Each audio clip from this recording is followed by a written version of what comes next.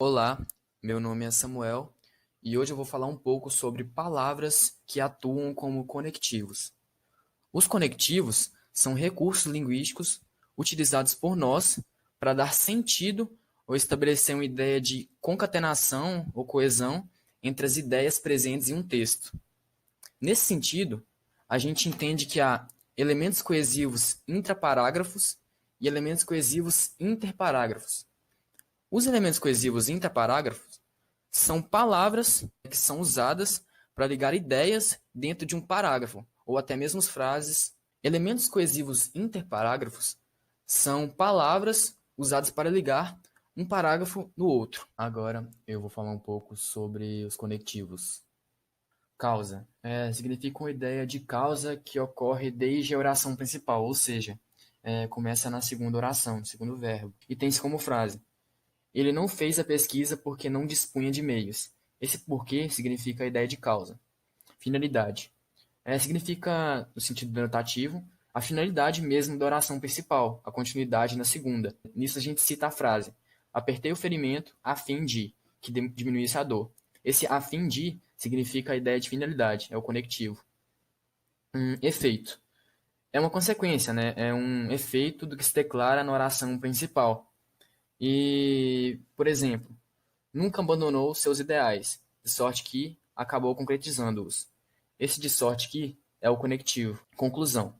É aquela que expressa uma ideia de conclusão. Por exemplo, eu e minha família vamos mudar de cidade. Por isso, terei de sair do colégio.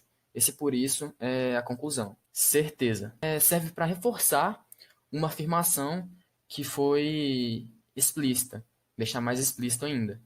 E como frase a gente tem: a mudança do paradigma será, com certeza, uma mais-valia para a sociedade. Esse com certeza é o conectivo. Adição. Aquele conectivo em que a segunda oração expressa um acréscimo da primeira oração. O segundo verbo também. E a gente tem como frase: a presença do vereador no evento será importante, bem como a presença de outras personalidades ilustres. Esse bem como é o conectivo. Oposição. Servem para opor as ideias, também é bem no sentido denotativo da palavra, opor as ideias ou conceitos no período. Por exemplo, ele elaborou um discurso muito bonito, mas eu não posso concordar com o que foi dito. Como eu disse, né, uma ideia contrária, ele está contradizendo a primeira oração.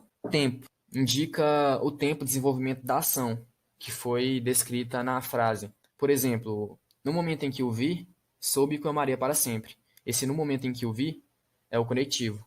Agora eu vou falar um pouco sobre a concatenação de ideias e sobre a semelhança. Bom, a concatenação de ideias ela serve para dar uma continuação ou uma junção das ideias mostradas na frase.